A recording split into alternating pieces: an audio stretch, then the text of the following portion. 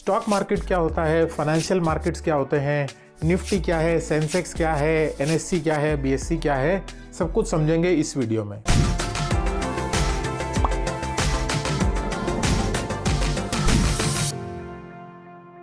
Hello everyone, मेरा नाम है सीए गुरप्रीत सिंह भल्ला और अपने चैनल कंसल्ट गुरप्रीत पर मैं आप लोगों का फिर से स्वागत करता हूं। तो सबसे पहली चीज़ जो आज हम कवर करेंगे वो है फाइनेंशियल मार्केट्स क्या होती हैं। तो मार्केट का कॉन्सेप्ट आप सबको बहुत अच्छे से क्लियर है। मार्केट वो जगह है जहां पर बायर्स और सेलर्स मिलते हैं। बायर्स को कुछ चाहिए होता है, वो सेलर्स को मिलते हैं, सेलर्स को कुछ बेचना होता है, दोनों लोग मिलते हैं, एक प्राइस डिसाइड होता है और ट्रांजैक्शन हो जाता है। इमेजिन आपको शर्ट खरीदनी है, आप मॉल जाएंगे वहाँ पर शर्ट देखेंगे। अगर आपको लगता है कि जिस प्राइस पर वो सेलर उस शर्ट को ऑफर कर रहा है आपको वो प्राइस सूट करता है तो आप उस प्राइस पर वो शर्ट खरीद सकते हैं।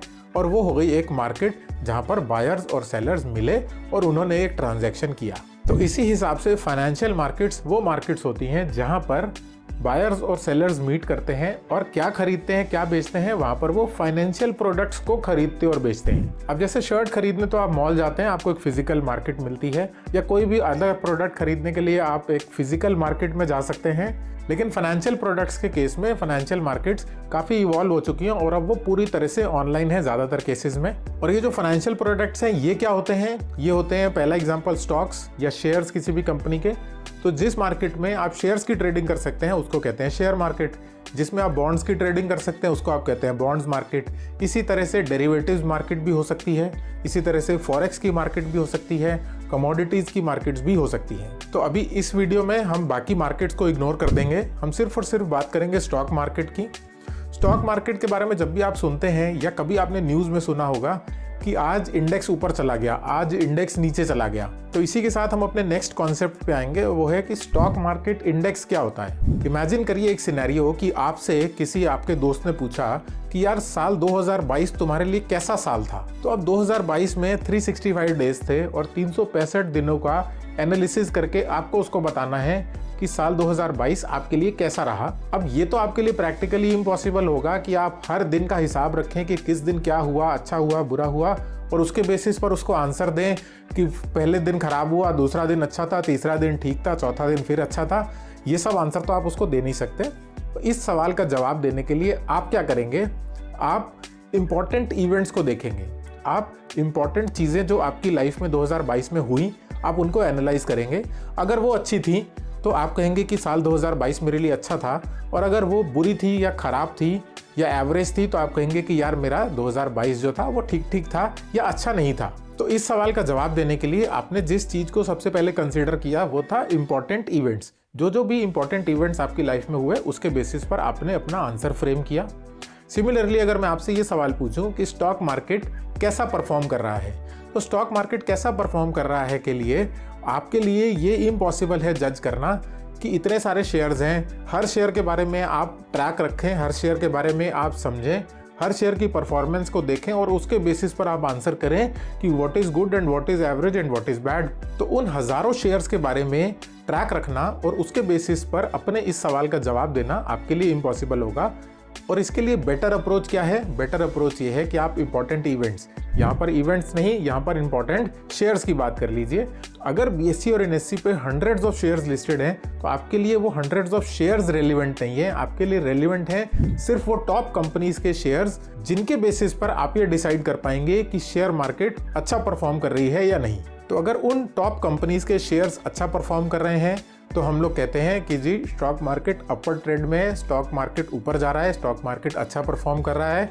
और अगर उन टॉप कंपनीज के शेयर्स बुरा परफॉर्म करते हैं, डाउनफॉल आता है उनमें, तो हम ये कंक्लूड कर लेते हैं कि स्टॉक मार्केट नीचे गया है, स्टॉक मार्केट ने परफॉर्म नहीं किया। तो ये हो गई सैकड़ों कंपनियों की स्टॉक मार्केट, और सैकड़ों कंपनियों में से जो टॉप कंपनीज आपने चूज करी ये डिसाइड करने के लिए कि आपकी साल भर की परफॉर्मेंस कैसी थी या स्टॉक मार्केट की साल भर की परफॉर्मेंस कैसी थी, वो जो टॉप कंपनीज का बंच है उसको हम कहते हैं index. Technically speaking stock market index वो स्टैटिस्टिकल टूल है या स्टैटिस्टिकल मेजरमेंट है जो कि stock market as a whole, पूरी स्टॉक मार्केट का बिहेवियर रिफ्लेक्ट करता है। बेटर क्लैरिटी के लिए दो वर्ड्स जो आपने सुने होंगे, आपको ध्यान होंगे, सेंसेक्स और निफ्टी।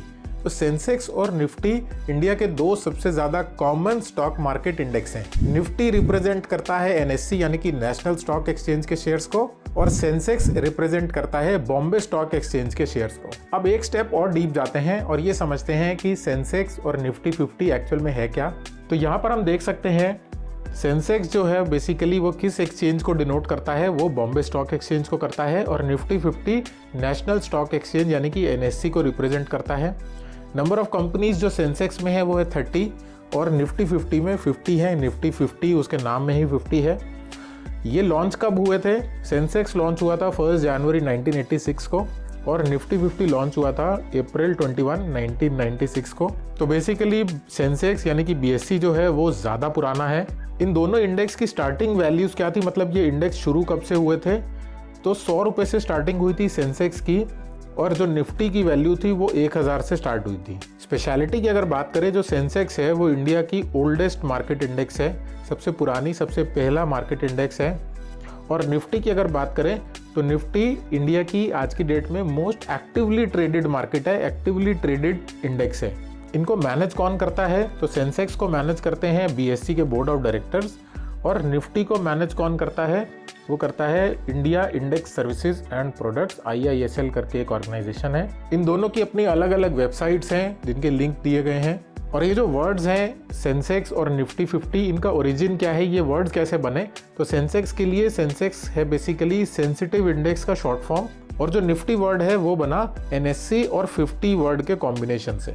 तो ये थे इंडिया के दो सबसे पॉपुलर स्टॉक मार्केट इंडेक्स। ये जो सेंसेक्स और निफ्टी है ये बेसिकली ब्रॉड मार्केट इंडेक्स हैं, क्योंकि इसमें काफ़ी सारी इंडस्ट्रीज या वैरायटी ऑफ स्टॉक्स इसमें आपको मिलेंगे। इन दोनों ही इंडेक्स में आपको सब बाइफर्केशंस भी मिलते हैं, यानी कि स्पेसिफिक इंडस्ट्री के अलग अलग इंडेक्स भी आपको देखने को मिलते हैं। फॉर एग्जांपल बैंक निफ्टी वो सेक्टोरल इंडेक्स है जो कि इंडिया के बैंकिंग सेक्टर को रिप्रेजेंट करता है, उनके स्टॉक्स को रिप्रेजेंट करता है, और इसमें बैंकिंग सेक्टर के टॉप 12 स्टॉक्स इंक्लूड किए जाते हैं। तो ये जो इंडेक्स है ये क्यों बनाए जाते हैं, या इनका एज एन इन्वेस्टर आपको क्या बेनिफिट है? इनका सबसे बड़ा जो एडवांटेज है आपके लिए जो यूज है इसका, वो ये है कि अगर ये इंडेक्स नहीं होगा तो आपके लिए ये जज करना बहुत मुश्किल हो जाएगा कि कोई भी स्टॉक मार्केट किस तरह से परफॉर्म कर रही है, बिकॉज बहुत सारे शेयर्स हैं, आप हर शेयर को पर्टिकुलरली ट्रैक नहीं कर सकते।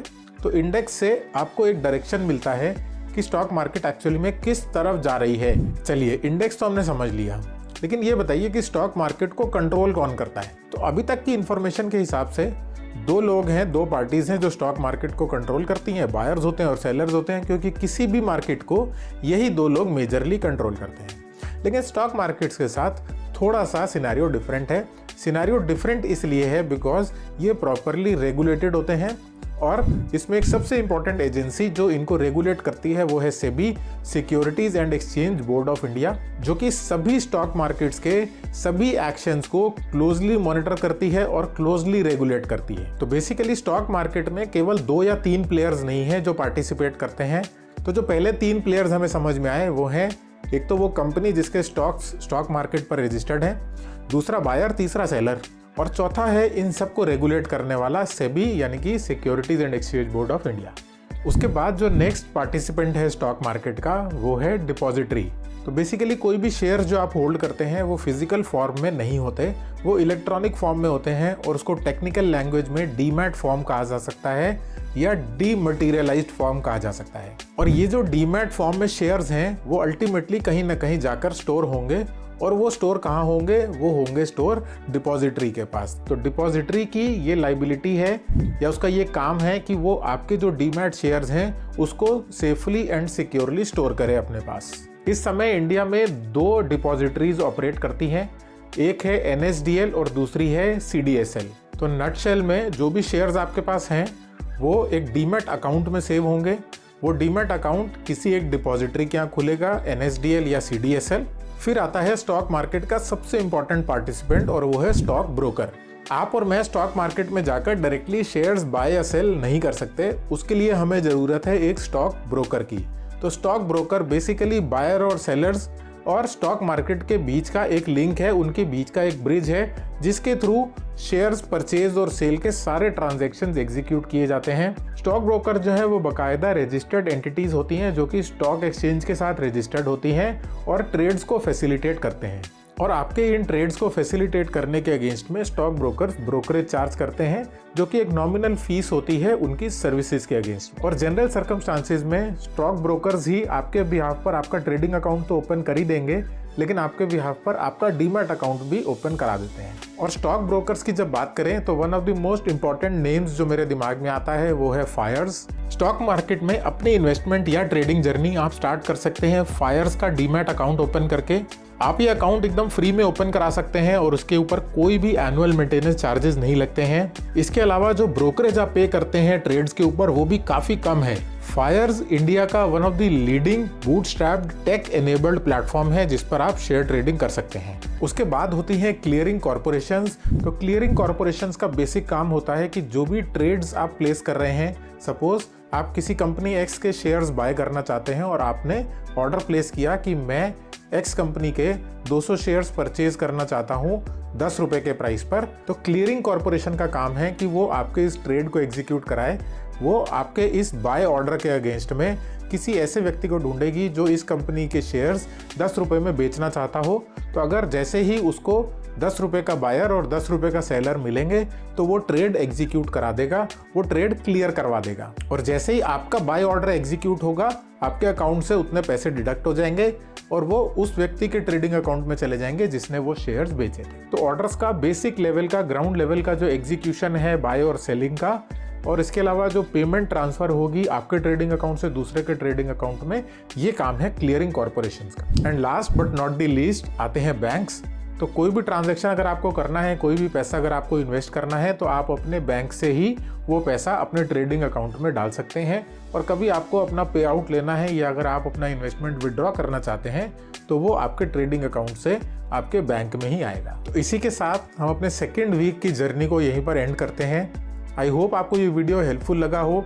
अपने सजेशंस और अपने फीडबैक्स प्लीज़ नीचे कमेंट सेक्शन में लिख के ज़रूर बताइएगा, because this will help me कि मैं अपने इस वीडियो सीरीज़ को सही से डायरेक्शन दे पाऊँ, ताकि ये आप लोगों के लिए ज़्यादा से ज़्यादा हेल्पफुल हो सके। ये वीडियो और ये कॉन्सेप्ट अगर आपको अच्छा लगा हो तो प्लीज़ वीडियो को लाइक कर दीजिए, चैनल को सब्सक्राइब करना मत भूलिएगा। Thank you so much for watching the video.